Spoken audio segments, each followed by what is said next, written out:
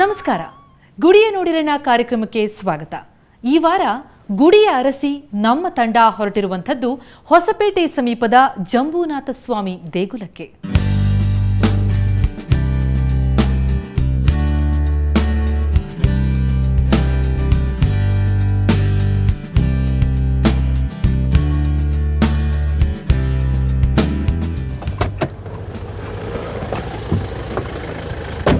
ವೀಕ್ಷಕರಿಗೆ ನಮಸ್ಕಾರ.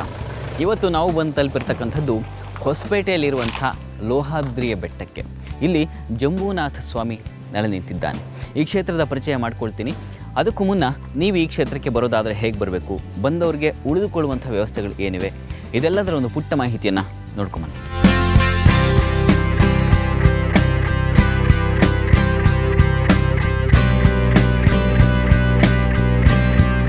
ಹೊಸಪೇಟೆಗೆ ನೀವು ಬರೋದಾದರೆ ಬೆಂಗಳೂರಿನಿಂದ ಸಾಕಷ್ಟು ಬಸ್ಸುಗಳ ವ್ಯವಸ್ಥೆ ಇದೆ. ಆ ಬಸ್ಸುಗಳ ವಿವರ ಹೀಗಿದೆ ನೋಡಿ.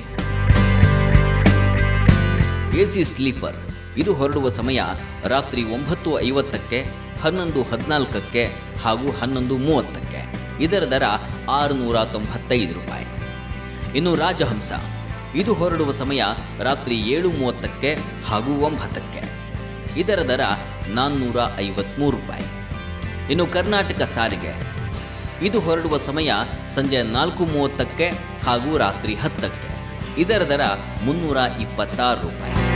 ಇನ್ನು ನೀವು ಕರ್ನಾಟಕದ ಇತರೆ ಭಾಗಗಳಿಂದ ಈ ಕ್ಷೇತ್ರಕ್ಕೆ ಬರೋದಾದರೆ ನೀವು ಬರುವಂತಹ ಮಾರ್ಗಸೂಚಿಯನ್ನು ಒಮ್ಮೆ ಗಮನಿಸಿಬಿಡಿ. ಕರ್ನಾಟಕದ ಪಶ್ಚಿಮ ಭಾಗದಿಂದ ನೀವು ಬರೋದಾದರೆ ಮಂಗಳೂರು, ಉಡುಪಿ, ಶಿವಮೊಗ್ಗ, ಚಿತ್ರದುರ್ಗ ಮಾರ್ಗವಾಗಿ ಹೊಸಪೇಟೆಯನ್ನು ತಲುಪಬಹುದು.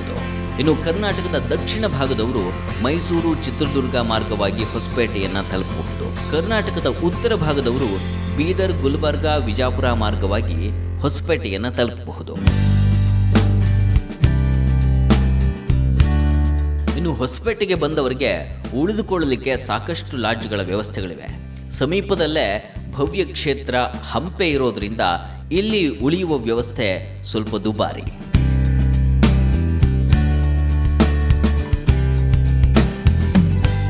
ಈ ಜಂಬೂನಾಥ ದೇವಸ್ಥಾನ ಒಂದು ಪುರಾತನ ಪರಂಪರೆಯ ಇತಿಹಾಸವುಳ್ಳಂಥ ದೇವಸ್ಥಾನ.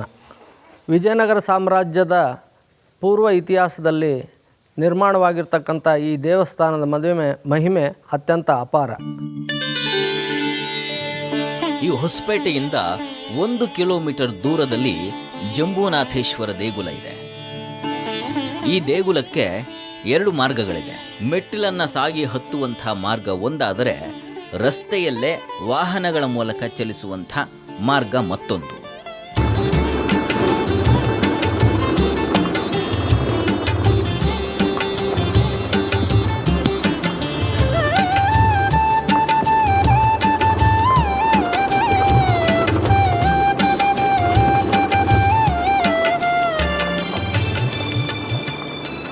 ಈ ಲೋಹಾದ್ರಿ ಬೆಟ್ಟದಲ್ಲಿ ಸಾಕಷ್ಟು ಋಷಿವರ್ಯರು ತಪಸ್ಸನ್ನು ಮಾಡಿದ್ದಾರೆ ಅನ್ನುವಂಥ ಪುರಾಣ ಉಲ್ಲೇಖ ಇದೆ. ಅಷ್ಟೇ ಅಲ್ಲ, ಜಾಂಬುವಂತ ಈ ಕ್ಷೇತ್ರದಲ್ಲಿ 10 ವರ್ಷಗಳ ಕಾಲ ತಪೋನಿರತನಾಗಿದ್ದಂತೆ. ಅಂದಹಾಗೆ ಈ ಕ್ಷೇತ್ರದಲ್ಲಿ ಪ್ರಮುಖವಾಗಿ ನೆಲೆ ನಿಂತಿರ್ತಕ್ಕಂಥದ್ದು ಈಶ್ವರ, ಆತ ಸ್ವಯಂಭೂ. ಇಲ್ಲಿ ಆತನ ದರ್ಶನ ಮಾಡೋಣ. ಅದಕ್ಕೂ ಮುನ್ನ ಇಲ್ಲಿ ನಮಗೆ ಕಾಂಚನ ತೀರ್ಥ ಅನ್ನುವಂಥ ಒಂದು ಶುದ್ಧ ಜಲತೀರ್ಥದ ದರ್ಶನ ಆಗುತ್ತೆ. ಆ ತೀರ್ಥ ದರ್ಶನಕ್ಕಾಗಿ ನಾವೀಗ ತೆರಳೋಣ.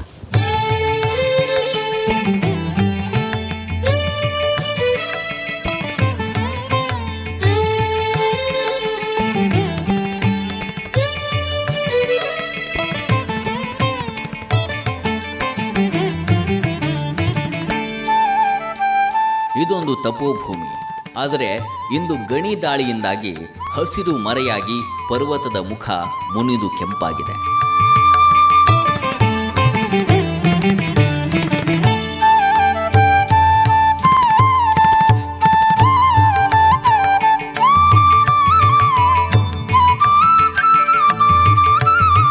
ಇಂಥ ಸ್ಥಳದಲ್ಲೇ ಜಾಂಬುವಂತ ದೇವರು ತಪಸ್ಸನ್ನಾಚರಿಸಿದ್ರು.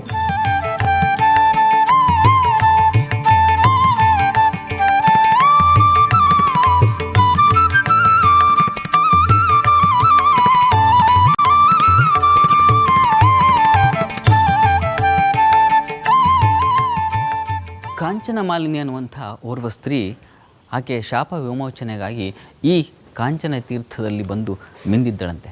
ಅಷ್ಟೇ ಅಲ್ಲ, ಎಷ್ಟೋ ರಾಕ್ಷಸರು ಅವರ ಪಾಪಗಳನ್ನು ತೊಳ್ಕೊಳ್ಳಿಕ್ಕೆ ಈ ಕಾಂಚನ ತೀರ್ಥದಲ್ಲಿ ಮೀತಾ ಇದ್ರಂತೆ. ಅಂಥ ಕಾಂಚನ ತೀರ್ಥದಲ್ಲಿ ಇಂದಿಗೂ ಫಲಗಳು ಪ್ರಾಪ್ತಿಯಾಗುತ್ತೆ ಅನ್ನುವಂಥ ಮಹತ್ತರವಾದ ನಂಬಿಕೆ ಇದೆ. ಆ ತೀರ್ಥ ದರ್ಶನವನ್ನು ನಾವೀಗ ಮಾಡೋಣ.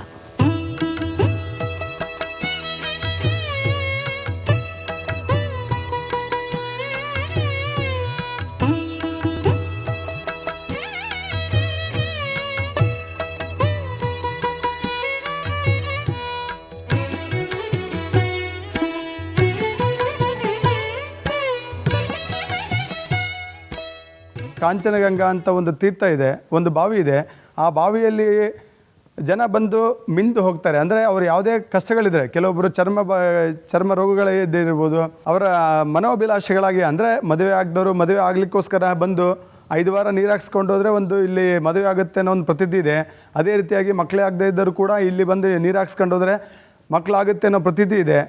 ಮತ್ತು ಈ ಜಂಬುನಾಥೇಶ್ವರನ ಸನ್ನಿಧಿಯಲ್ಲಿ ಎಲ್ಲರೂ ಬಂದು ಪುಣ್ಯಭಾಗಿಗಳಾಗಿ ಹೋಗಿದ್ದಾರೆ ಅಂತೇಳಿ ಹೇಳಿಕ್ಕೆ ಇಷ್ಟಪಡ್ತೀನಿ.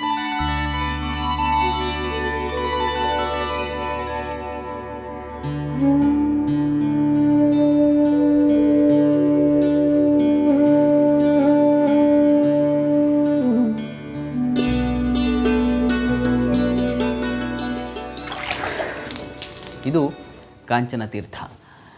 ಇಷ್ಟು ಬೆಟ್ಟದ ಮೇಲೂ ಕೂಡ ಸದಾಕಾಲ ಈ ಪ್ರಮಾಣದಲ್ಲಿ ಮತ್ತು ಇಷ್ಟು ಶುದ್ಧವಾದಂಥ ನೀರು ಇಲ್ಲಿ ಲಭ್ಯವಾಗುತ್ತೆ. ಈ ನೀರನ್ನು ಪ್ರೋಕ್ಷಿಸಿಕೊಂಡ್ರೆ, ಈ ನೀರಲ್ಲಿ ಸ್ನಾನ ಮಾಡಿದ್ರೆ ಸಂತಾನವಾಗದೇ ಇರೋರಿಗೆ ಸಂತಾನವಾಗುತ್ತೆ, ಚರ್ಮರೋಗ ಇರೋರಿಗೆ ಚರ್ಮರೋಗ ವಾಸಿಯಾಗುತ್ತೆ ಅನ್ನುವಂಥ ನಂಬಿಕೆ ಇದೆ.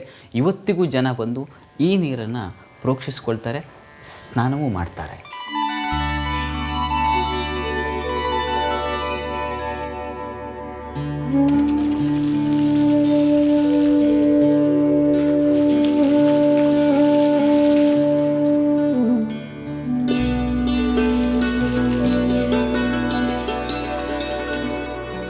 ಇಲ್ಲಿಗೆ ಬರುವ ಭಕ್ತರು ಹರಕೆ ಕಟ್ಟಿ ಬಾವಿ ನೀರನ್ನು 5 ವಾರ 9 ವಾರ ಹೀಗೆ ವಾರಗಟ್ಟಲೆ ವ್ರತವನ್ನು ಕಟ್ಟಿ ನೀರು ಹಾಕಿಸಿಕೊಳ್ಳುವ ಪದ್ಧತಿ ಇದೆ.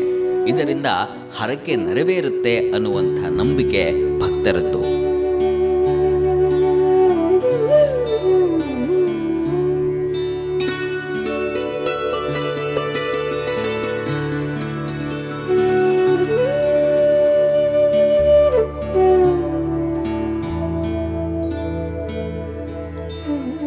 ಇಲ್ಲಿ ಹೆಸರಿಲ್ಲದ ಮರ, ಬಿಸಿಲಿಲ್ಲದ ಬಾವಿ ಇವತ್ತಿಗೂ ನಾವು ಎಲ್ಲಿ ಕಾಣೋದಕ್ಕೆ ಆಗಲ್ಲ. ಈ ಬಿಸಿಲಿಲ್ಲದ ಬಾವಿಯ ನೀರನ್ನು ಸೇವಿಸಿದವರಿಗೆ ಅದರಿಂದ ಅನೇಕ ರೋಗಗಳು ಮುಕ್ತವಾಗಿ ಇವತ್ತಿಗೂ ಲಕ್ಷಾಂತರ ಭಕ್ತರು ಕೂಡ ಇಂದಿನ ದಿವಸ ರಾಜಸ್ಥಾನ್, ಗುಜರಾತ್ ಇನ್ನಿತರ ರಾಜ್ಯಗಳಿಗೆ ಇಲ್ಲಿ ಬಂದಾಗ ಸುಮಾರು ಇಲ್ಲಿಯ ತೀರ್ಥವನ್ನು ತೆಗೆದುಕೊಂಡು ಹೋಗಿ ದಿನ ಸೇವಿಸ್ತಕ್ಕಂಥ ಪದ್ಧತಿಯೂ ಕೂಡ ಇದೆ.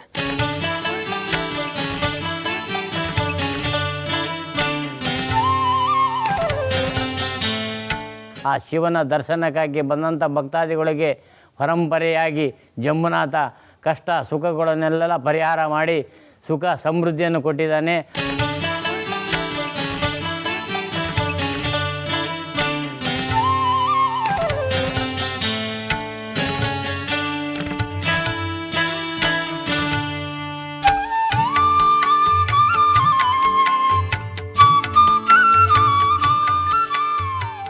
ಇದು ಬ್ರಹ್ಮದೇಗುಲ. ಪಕ್ಕದಲ್ಲೇ ಇರುವಂಥದ್ದು ಕಾಂಚನ ತೀರ್ಥ.